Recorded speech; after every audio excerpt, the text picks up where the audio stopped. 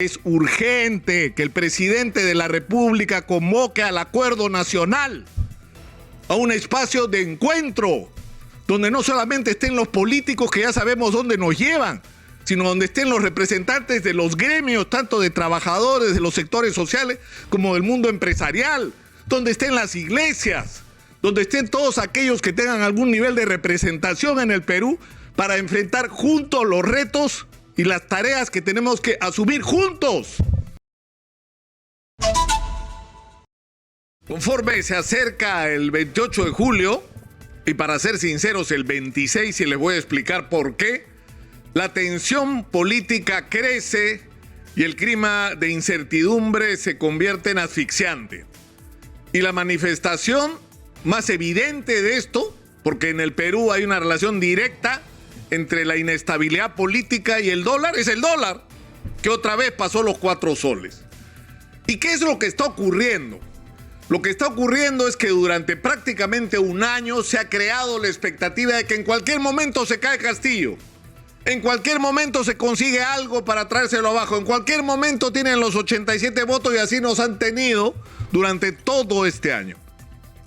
¿Qué era lo que debía pasar en el mes de julio?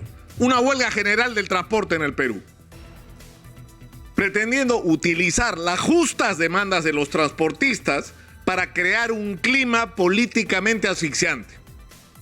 Es decir, un país donde no se puede transportar la carga, donde no se pueden mover los pasajeros, donde no hay abastecimiento en los mercados en un contexto de crisis mundial, era la situación perfecta, como ha ocurrido en otros tiempos, en otros países, para generar un nivel de inestabilidad que obliga al presidente a salir de la presidencia de la República.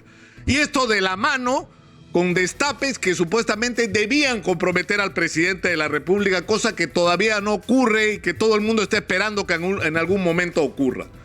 Pero el problema es que esto se ha prolongado tanto que estamos en una situación que ya resulta insostenible para los ciudadanos. Porque el Congreso tiene como agenda principal, porque esa es la agenda principal, cómo hacer para bajarse al profesor Castillo, y el gobierno tiene como agenda principal cómo defenderse. Y los problemas de los peruanos que esperen. Entonces no podemos seguir así. La Constitución del 93 está llena de defectos. Y uno de los defectos es que no permite que el presidente sea acusado durante su mandato si comete actos de corrupción. Pero ¿cuál es el problema? Que uno de las tragedias nacionales es la corrupción de nuestros políticos. Si el Perú, que ha crecido de una manera extraordinaria en términos macroeconómicos, que ha duplicado y hasta triplicado su presupuesto nacional, no es el país que debería ser, es por la ineficiencia y la corrupción de los políticos. Y si la Constitución hubiera permitido investigar en su momento a los presidentes que estaban en mandatos involucrados en actos de corrupción, nos habríamos ahorrado muchas desgracias que este país ha vivido. Y no se hizo en el pasado lo que se debió hacer. Es decir, investigas que en Palacio de Gobierno Alan García firma todas las noches conmutación de pena. Y hay una gravísima acusación de que por esas conmutaciones se cobraban los presos y a sus familias. Investigan a todos, hay gente que va presa, al presidente no lo tocan. En el mismo gobierno Alan García se destapa el escándalo de los Petroaudios. Fortunato Canán, empresario dominicano, supuestamente estaba articulando una red de corrupción en el Perú para hacerse cargo de la construcción de hospitales y otros. ¿Y dónde va Fortunato Canales a conversar? ¡A Palacio de Gobierno! ¿Se investigó a Alan García? ¡Nunca! ¿Por qué? Porque la Constitución no lo permite.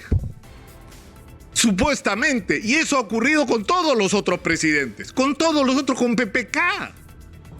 Por Dios, en la conspiración esa de canjear votos por vacancia, ¿quién era el jefe?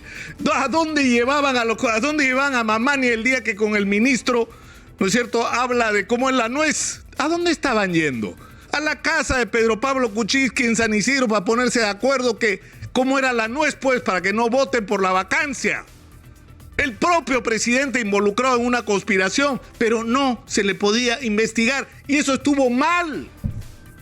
Y eso es algo que hay que corregir de aquí para adelante y para siempre. Es decir, hay que producir ahí sí un cambio en la Constitución.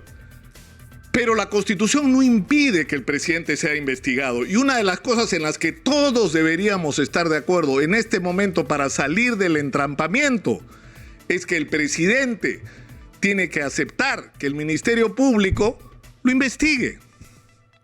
Y el Congreso de la República tiene que entender que esa investigación la tiene que hacer el Ministerio Público y que esa investigación no puede ser manoseada políticamente, no puede mezclarse con las agendas de los partidos que pretenden otras cosas y que no están preocupados por la moral pública, porque además habría que ver de dónde vienen las acusaciones de corrupción sobre el presidente Castillo, de gente que cuando estuvo en el gobierno hizo lo mismo de lo que acusan a Castillo.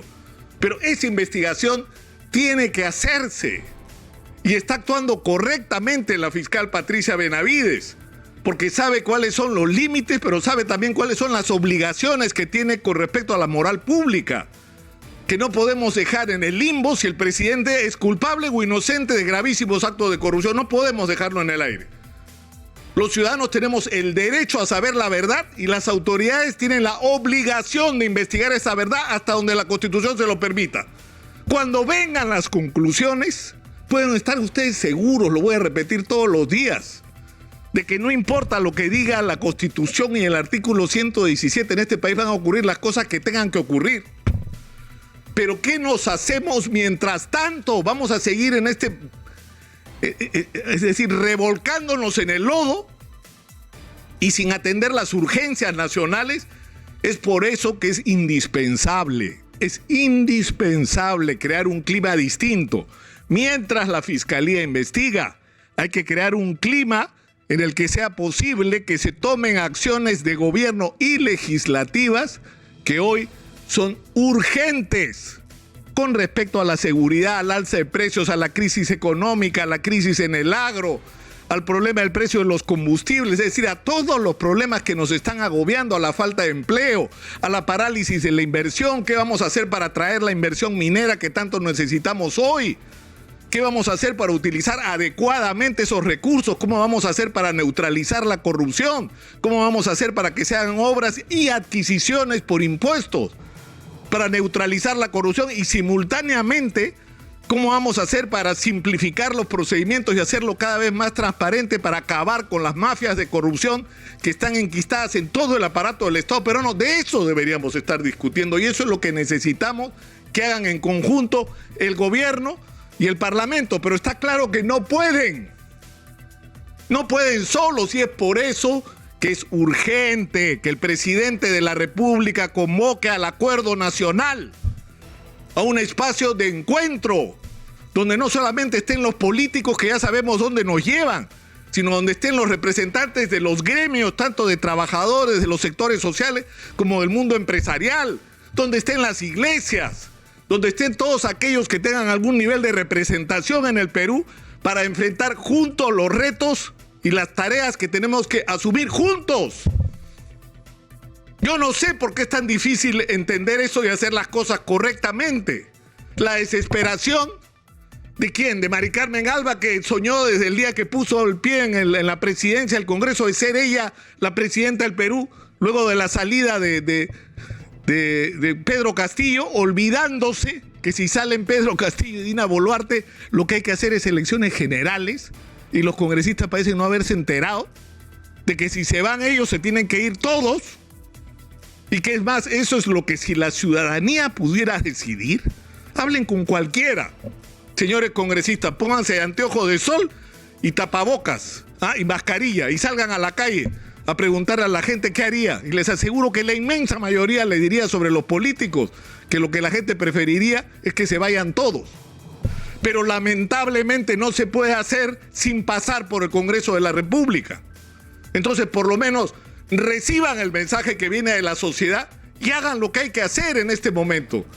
En alguna vez que la clase política le muestre responsabilidad a los ciudadanos con su comportamiento y sensibilidad con sus sufrimientos, que es algo que no sé si sea posible, pero igual hay que decirlo. Acuerdo nacional, ese es el espacio que necesitamos hoy. Por favor, reciban el mensaje. Y el que no quiere ir, que no vaya y el país lo estará mirando, El país lo estará mirando.